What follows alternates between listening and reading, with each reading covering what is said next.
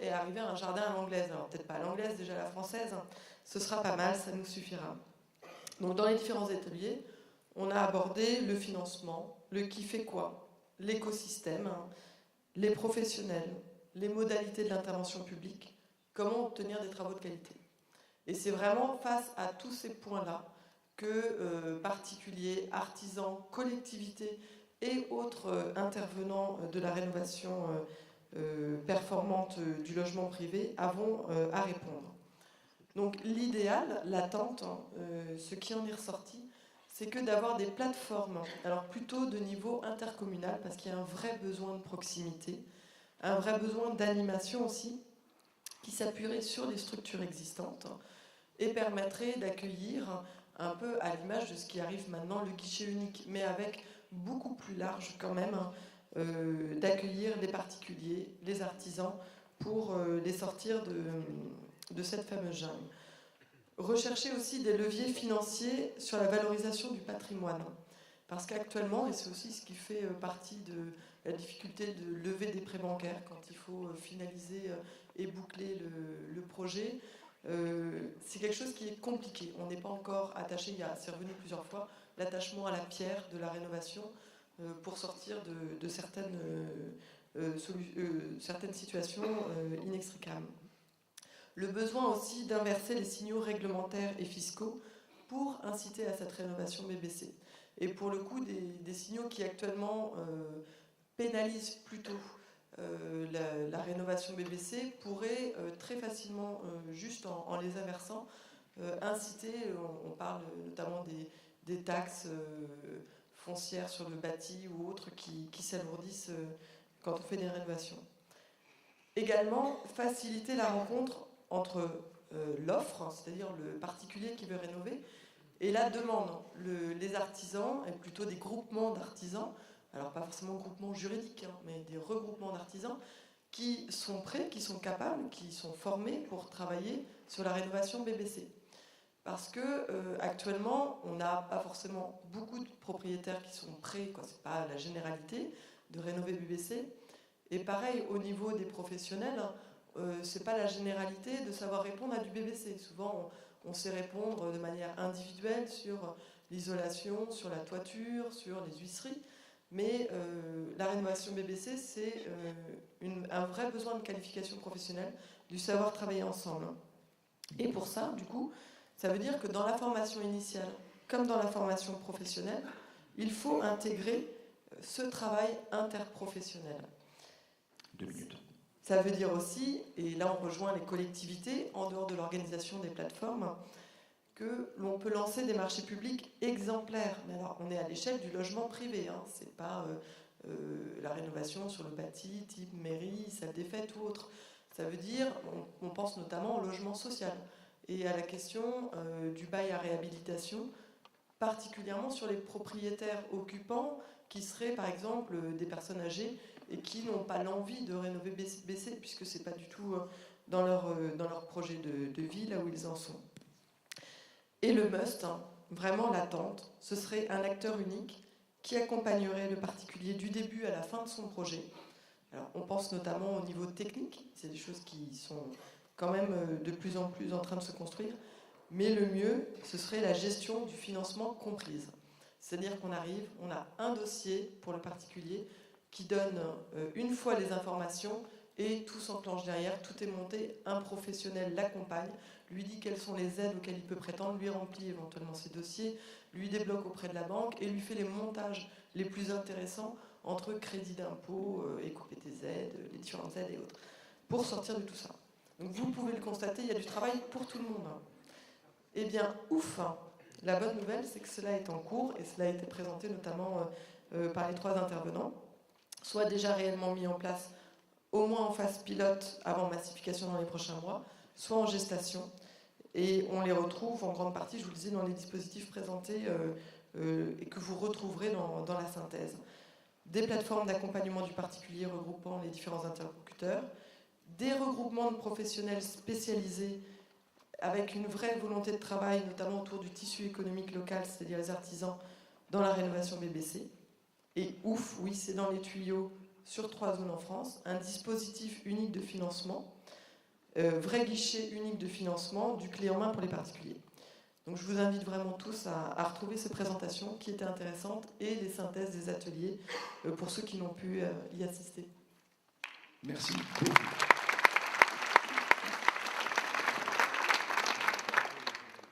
Peut-être une intervention, un commentaire, une question? Je n'en vois pas. Oui.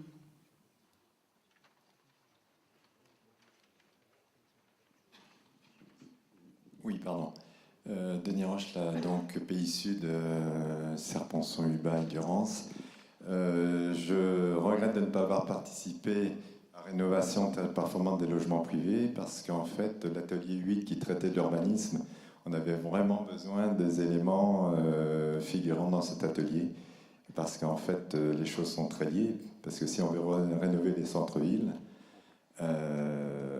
on l'a réalisé partiellement, mais là, la dimension difficulté s'avère évidente. Je ne sais pas ce que vous en pensez. Transversalité. Peut-être que vous n'en pensez le moins possible, parce qu'il va falloir passer. Non, très rapidement, mais effectivement, vous l'avez dit, les deux sont liés. Et je crois que ça a été abordé. Ça a été abordé, et je crois que la solution, elle est là. En tout cas, pour les collectivités locales, et notamment les collectivités rurales, c'est s'emparer, accompagner les particuliers, voire le prendre carrément en main, notamment du côté financement, pour pouvoir rénover et faire revivre aussi ces bourgs, parce qu'on voit de plus en plus cette ceinture pavillonnaire qui se développe, et puis les maisons anciennes du centre-bourg qui petit à petit sont désertées. Merci. Il est temps de passer à la restitution de l'atelier numéro 7 qui concernait la méthanisation territoriale avec Christian Couturier. Oui, bonjour. Donc, notre atelier portait sur la méthanisation territoriale ou rurale, c'est-à-dire des projets de méthanisation de matières agricoles ou agroalimentaires en proportion variable, portés par des agriculteurs, des groupes d'agriculteurs, des sociétés de services et par toute combinaison entre ces différents acteurs. Et donc, nous étions un petit groupe, une vingtaine de personnes à Bias, où on a été très bien accueillis. Le premier sujet portait sur comment accompagner l'émergence de projets de méthanisation sur un territoire, quel rôle pour la collectivité locale, quelle gouvernance des projets, quelle articulation avec les acteurs socio-économiques du territoire. Dans la pratique aujourd'hui, on constate qu'il y a de nombreux moyens d'initier un projet, donc ça peut être à l'initiative d'agriculteurs, de collectivités locales, de développeurs, d'industriels.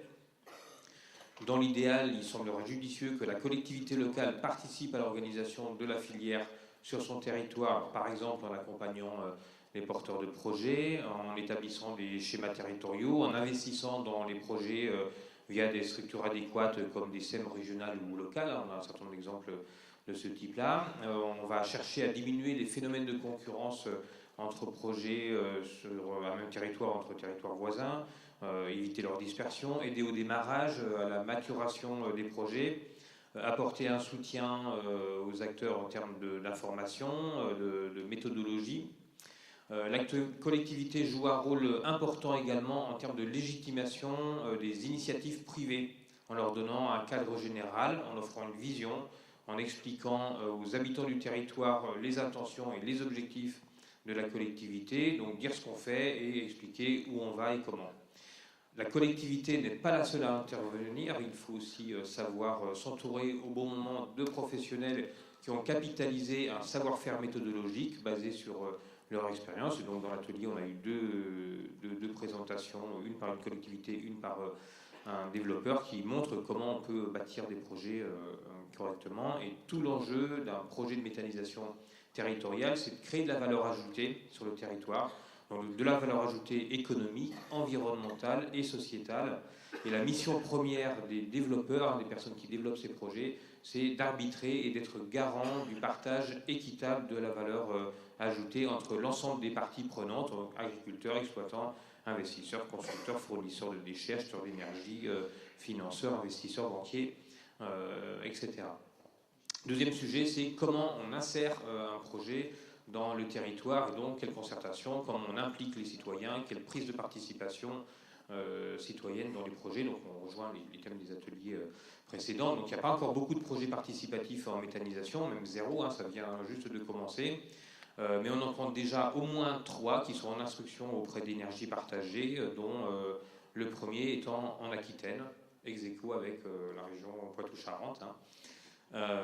Donc on ne sait pas encore ce que ça peut générer comme dynamique, mais on est assez sûr que ça devrait quand même permettre une meilleure appropriation des projets sur les territoires. Alors pour la concertation, la question c'est de savoir à quel stade il faut commencer. En général, on commence quand même toujours trop tard. Il ne faut pas commencer tout à fait forcément au début de l'émergence de la première idée, parce qu'on n'a quand même encore trop rien à dire.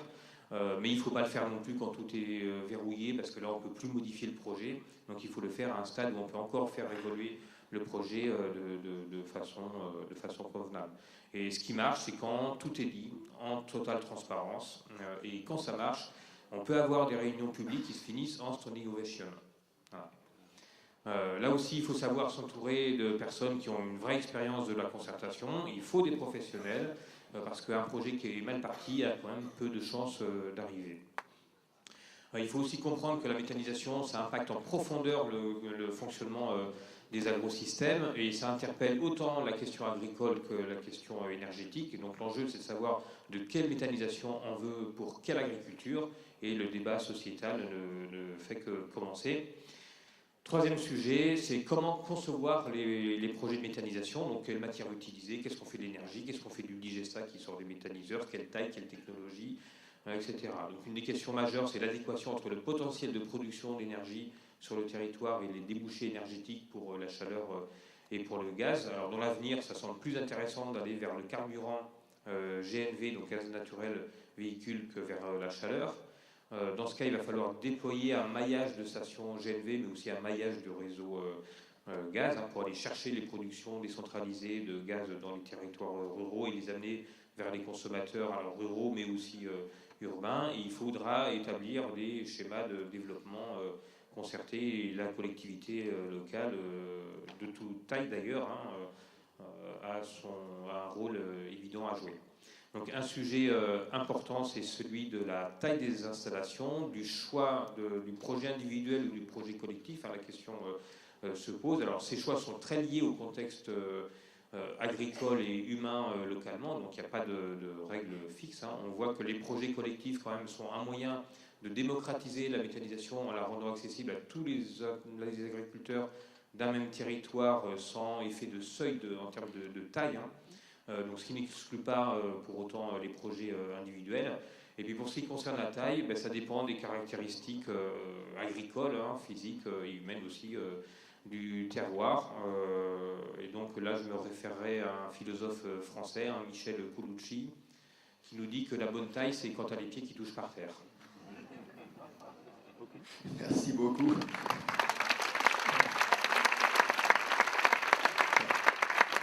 Merci. Une intervention, un commentaire? Demande des classes. Ah mais non, mais attendez, ça fait partie clairement du jeu, et c'est important que la CEPANSO puisse dire ce qu'elle a à dire. Alors là, la CEPANSO qui met son nez partout, notamment dans les déchets, demande à moult reprises que le tri des fermentés cibles soit fait sous l'évier, étant donné que la masse des OMR est majoritairement constituée, les OMR, ordures ménagères résiduelles, c'est-à-dire ce qui reste quand vous avez éliminé les polluants, les recyclables, etc. La majorité est faite justement par les fermentés cibles. Or, s'ils étaient séparés, on se retrouvait dans un cycle vertueux naturel qui consiste à réutiliser la matière organique, comme le font tous les animaux sur Terre et tous les végétaux, enfin tous les êtres vivants,